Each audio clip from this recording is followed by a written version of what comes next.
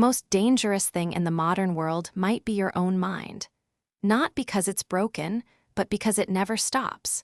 You lie awake at 2 a.m. running through scenarios that won't happen. You scroll through your phone even when you're bored of scrolling.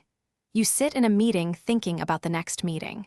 Your mind is almost never where your body is. Today we're breaking down Stillness Is the Key by Ryan Holiday, a book that argues the one competitive advantage almost no one is developing is inner stillness. The ability to quiet the noise, be fully present, and think clearly under pressure. It's the secret behind almost every great performer, thinker, and leader throughout history. Let's get into it. Takeaway 1. The book opens with one of history's most dramatic examples of stillness under pressure, the Cuban Missile Crisis. The world was 13 days away from nuclear war. John F. Kennedy had generals on both sides screaming for him to strike. Every advisor had an opinion. The noise was overwhelming, and Kennedy got still. He took walks. He wrote in his journal. He swam.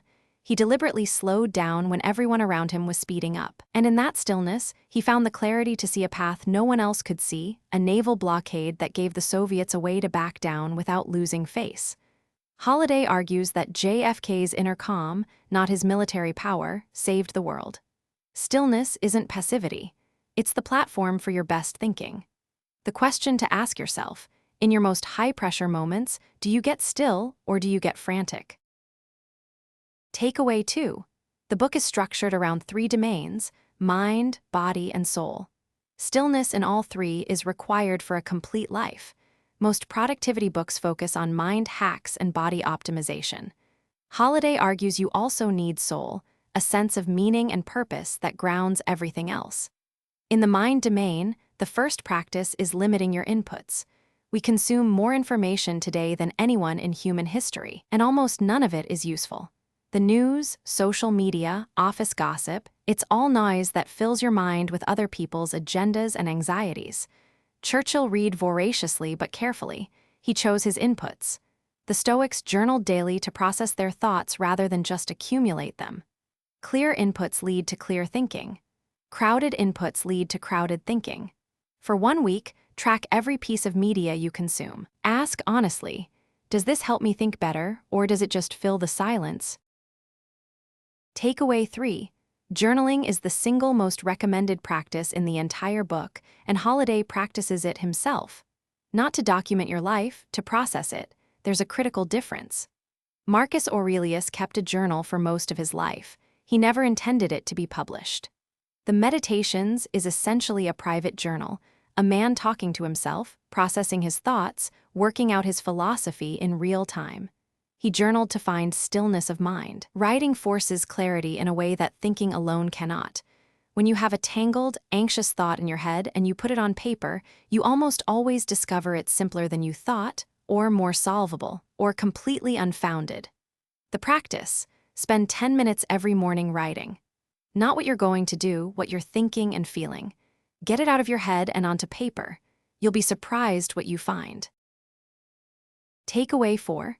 Holiday profiles Tiger Woods at his peak as an example of stillness in performance. When Tiger was in his prime, he had this ability to step up to a crucial putt on Sunday at Augusta, with everything on the line, and get completely quiet inside. His heart rate would actually slow down under pressure. This wasn't natural. His father Earl put him through stress inoculation as a child, dropping bags of clubs while he was mid-swing, whispering distracting things during shots, making loud noises. Tiger trained his nervous system to find stillness under pressure. The lesson: stillness under pressure is a skill, not a personality trait. You develop it by deliberately exposing yourself to stress and practicing your composure. Athletes call it competing in practice. You practice the feeling of stillness during low-stakes moments so it becomes habitual during high-stakes ones. Takeaway 5. One of the most counterintuitive ideas in the book is about limiting ambition. Holiday argues that the relentless drive to acquire more success, more recognition, more money, more status, is actually the enemy of stillness. It's a source of endless restlessness. He profiles Howard Hughes as a cautionary tale. Hughes was one of the most talented men of his generation, pilot, filmmaker, business mogul. but his ambition was pathological. He couldn't stop. He couldn't enjoy what he'd built. He spent the last years of his life as a tortured recluse, paralyzed by obsessive-compulsive disorder, physically deteriorating, deeply miserable. The Stoics called this the difference between preferred indifference and true goods. External achievements are fine to pursue, but they can't be the source of your inner peace. The man who finds peace only when he wins will never have peace, because there will always be another thing to win. Takeaway 6. In the body domain, Holiday makes the case for physical practices as pathways to mental stillness. The mind and body are one system. A body in chaos produces a mind in chaos. Walking is the most underrated practice in the book. Beethoven walked 2 hours every day in Vienna. Darwin had a thinking path, a gravel loop near his house, where he walked and thought. Nietzsche said his best ideas came to him while walking. Steve Jobs held walking meetings. There's neuroscience behind this. The bilateral stimulation of walking, left, right, actually processes anxious thoughts more effectively than sitting still. Therapists use EMDR for exactly this reason. Your body is a tool for your mind. The practice: walk without your phone for 30 minutes every day, not as exercise, as thinking. You'll be amazed what clarity you find. Takeaway 7. Sleep is the other underrated body practice. Holiday is emphatic. The most successful people throughout history were not people who slept 4 hours. They were people who protected their sleep fiercely. Churchill slept 9 hours and napped in the afternoon. He worked from bed for hours each morning.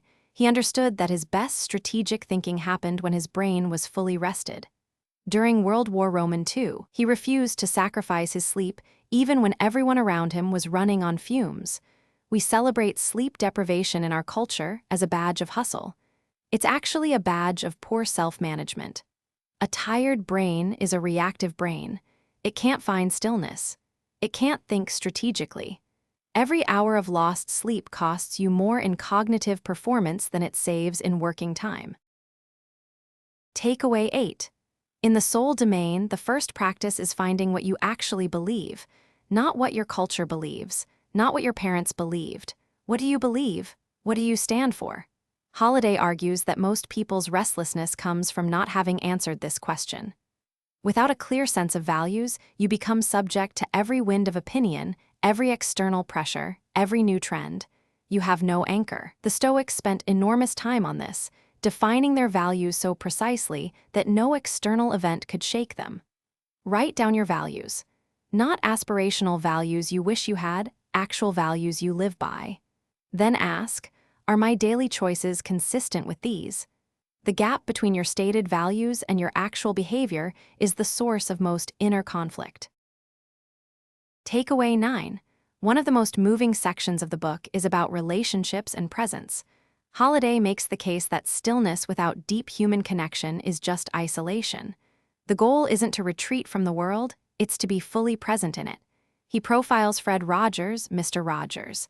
The single quality that made him so extraordinary was his ability to be completely present with every single person he talked to. Children felt it. Adults felt it. He had a gift for stillness that communicated, you are the only person in the world right now. Most of us are physically present and mentally absent. We're at dinner thinking about email. We're in a conversation thinking about what we're going to say next. We're with our kids thinking about work. The people who love us can feel our absence even when we're in the room. Practice single tasking. When you're with someone, be with them, nothing else. Takeaway 10. The final practice Holiday recommends is the most ancient: contemplation of death, Memento Mori. The Stoics, the Buddhists, the samurai, virtually every great wisdom tradition has this practice. Remember you will die. It's not morbid, it's clarifying. When you hold your mortality in mind, the small things stop mattering. The petty arguments, the status anxieties, the minor slights, they evaporate. What remains is what actually matters. Steve Jobs talked about this in his Stanford commencement speech. He asked himself every morning, if today were the last day of my life, would I want to do what I'm about to do? If the answer was no too many days in a row, he knew something needed to change. Stillness isn't the absence of activity. It's the presence of clarity about what matters. And you can only get that clarity when you're not running from the silence. What practice from this book could you start today? Drop it below and let's hold each other accountable. Subscribe for weekly breakdowns of the books that actually change how you live.